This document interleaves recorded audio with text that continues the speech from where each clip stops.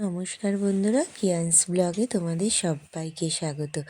আমি খুব ভালো আছি, আশা করি তোমরা সবাই খুব ভালো আছো। সেক্টর 5-এ কাজ মিটে যাওয়ার পর আমি আর বর চলে এলাম ইকো পার্কে। আজ রবিবার, ইকো পার্কে কি ভিড় দেখুন। এই পুকুরটাতে না কি বড় বড় মাছ আছে, মাছ ভর্তি। ইকো পার্কটা এতই বড় যে হাতেই অনেকটা সময় নিয়ে আসতে হবে। আমাদের যদিও বা অনেক দেরি হয়ে গেছে, আজ আর মনে হয় পুরো ইকো পার্কটা আর ঘোরা হবে না। তাও যেইটুকুনি পারি আশেপাশটুকুনি ঘুরে নিই। এই যে একটা বড় বলের মতো দেখছো না, ওর মধ্যে নাকি রোবট সব কিছু করবে, তোমার হাঁটা চলা। যদিও বা ঢুকিনি ভেতরে, তাই ঠিক মতো বলতেও পারবো না। এক সাইডে কত গোলাপ চাষ করেছে, কোন কালারের গোলাপ নেই, সব রকম কালারেরই যেন কত গোলাপ ফুল। কি সুন্দর দেখতে লাগছে, তেমন গন্ধ।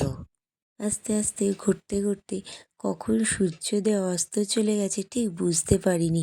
এই লাইট জ্বালাতে মনে হচ্ছে যে অন্ধকার হয়ে গেছে, কিন্তু যদিও বা বেশি রাত্রির হয়নি।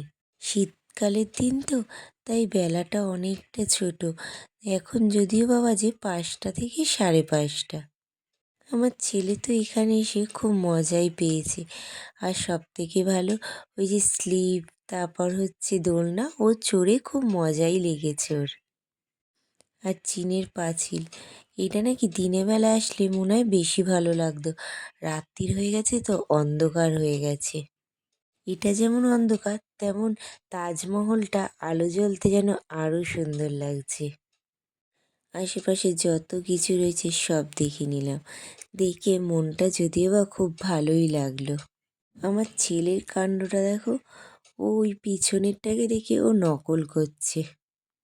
আর এই যে কালারিং যত ঝর্ণা দেখছো না, এই ঝর্ণার জলগুলো এতটাই উঁচুতে উঠছে না যে তুমি ওর পাশ দিয়ে গেলে ভিজে যেতে বাধ্য। এটা যদিও বা গরমকালে ভাল লাগতো গায়ে জল লাগলে, কিন্তু শীতকালে না একটু ঠান্ডা ঠান্ডাই লাগে। তারপর আবার বাইকে করে যে বাড়ি যেতে হবে। ঘুম স্টেশন হয়ে বাড়ি ওইখান থেকে বেরিয়ে আসলাম। বেরিয়ে এবার বাইকে উঠেছি, বাড়ি যাওয়ার উদ্দেশ্যে রওনা দিচ্ছি। তোমাদের দিনের বেলা দেখেছিলাম না আইটিসি সেক্টরটা, আর রাত্রির বেলা দেখো কি সুন্দর লাগছে না বলো। তো আজ এইটুকুনি থাক, কাল আবার দেখো। সবাই ভালো থেকো, সুস্থ থেকো।